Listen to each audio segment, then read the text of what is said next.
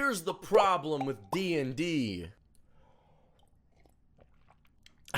D&D has a problem. That is right. It has an actual problem. It has many problems, in all fairness. I say the problem with D&D as if there aren't about 50 separate ones.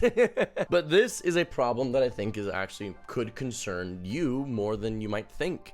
And that is the problem with the culture of D&D and its rules. This is gonna be a take that requires nuance, and I'm gonna do my best to communicate it. I don't know if I will, but I'm gonna try. So please, open mind. I beg of you. The problem with D&D is that a good portion of its player base is unfamiliar with the rules. Okay, let's discuss. Now, one of D&D's greatest strengths is how accessible it is in the age of an actual plays, Critical Role. People can learn how to play the game just by watching other people play the game, and then they take those rules and then they see what they saw and they teach them to other people, and it's this great oral tradition of storytelling and gaming, and this is the majority of D&D. It's a strength. It is a strength. But it comes with an inherent weakness, and that weakness is accessibility. Genuinely.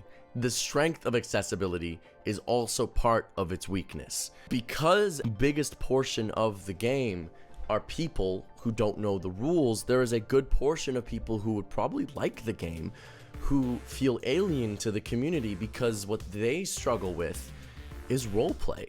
Most of the community who play D&D currently are very avid and competent role players. People who love improv. They're usually fucking theater kids. Look at me, I'm one of them. I'm one of the theater kids I'm talking about. But a good portion of the people who like D&D currently are these people. They're personalities who enjoy roleplay. They enjoy making characters. They enjoy playing them. They enjoy inhabiting them. And to them, that isn't weird. But there is a good portion of people who struggle with the roleplay part of D&D. And I know what you're probably thinking. How is that possible? You just gotta be the character. Well, theater kid, fucking drama school, got motherfucking musical theater. I'm saying this as if it's not me as well. I've got a goddamn degree in it. That's not exactly how a lot of people approach these games. Some people need the rules, that distance of the rules, in order to actually immerse themselves properly in the game. Because being a weird character who's not them is weird to them. It's not something that they do normally. They're not comfortable being Grog Strongjaw, or like a kooky little critter who likes to dance in the night. Like, they're not used to being and playing in that manner, and as a result, this game is entirely inaccessible. This community is largely inaccessible to them, despite the fact that they probably really enjoy it if they could access it through the rules. Hey, motherfucker, you thought you could keep watching? Nah, I'm gonna interrupt you. This video's sponsor is myself, my Patreon, baby. Link in the description. If you go in the description, the link is there. Guess what you can do with the link? You can watch all of the content 24 hours early. And if you do that, guess what? You're just cooler than everybody. And also you get all the updates on my new TTRPG that I'm making, and you actually use them and play them in your games. Wild, I know, right? Anyway, that's that. Like I said, this is a nuanced and weird take that I'm taking, okay? I understand that it's not straightforward. This isn't a call-out video. I'm not trying to point at you and say that you're the problem. Get out of here. I am, however, trying to maybe shine light on a portion of the community who does really actually struggle with entering this community because it's so roleplay heavy. I am not one of those people, but I do know people who are like this. Some of the people are my family. You probably have family. That's the thing. Your family is probably the very people that I'm talking about. Like, if you have a dad who fucking loves spreadsheets, or a a business major brother, or everyone talks of like the dude bro who shows up and is like, oh, I don't know what any of this is, I'm just gonna play this guy, and they eventually learn to love the game. A big problem with those people's experience in these games is that they feel like the roleplay is so focused they can't get into it. They watch people having these emotional responses to their characters, or people really role-playing, dressing up and getting into it, and they're like, I feel like an outsider. I don't know what to do. So the only thing that can interface really and feel comfortable is the rules. If the rules help dictate the fantasy of the game, that really helps them enter into the community and actually play with you at your table, in your games, and so on and so forth. Now, you're allowed to run your games however the fuck you want. I am not trying to say that you should stop playing how you play, or that you're a problem in D&D. I am trying to talk about, like, you specifically, you, Gerald.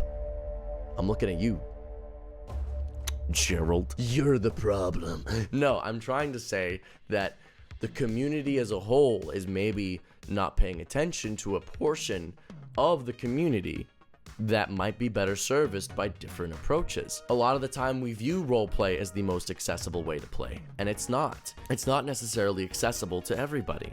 It's a way to play. It is an accessible way to play. But another accessible way to play is the rules. It's the DM knowing the rules. The player walks up, says, I'm not really comfortable being some weird thing. I want to be like myself in a fantasy setting.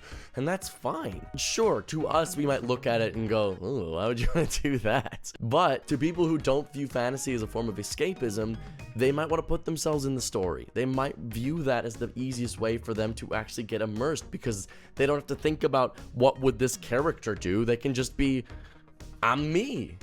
And then they can just interface with the rules of the game and the rules of the world. You know, we don't view the rules of the game as world building often or not. I do, because I'm awesome. But some people don't.